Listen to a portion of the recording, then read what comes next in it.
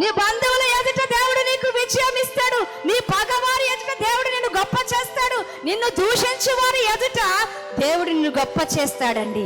అవమానించబడ్డ వారి ఎదుట నీ తలను పైకెత్తుతాడు.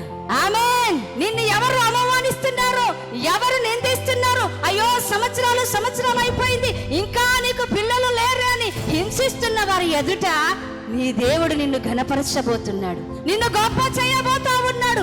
సంవత్సరాలు గడుస్తుంది, అయిపోతుంది, ఇంకా నీ స్థితి మారదా?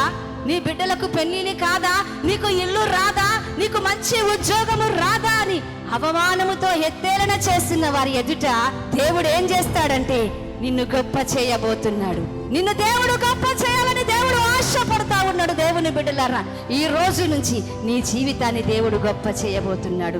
నిన్ను గొప్ప చేయ మొదలు పెట్టబోతున్నాడు. ఎప్పుడో తెలుసా? నువ్వు నమ్మకముగా, విశ్వాసముగా దేవుని మందసాన్ని మోయి, ఎవరు ఏమనుకుంటున్నా, ఏ స్థితిలో ఉన్నా, ఏ పరిస్థితిలో ఉన్నా, ప్రజల ఎదుట నువ్వు యేసును కలిగి జీవించు.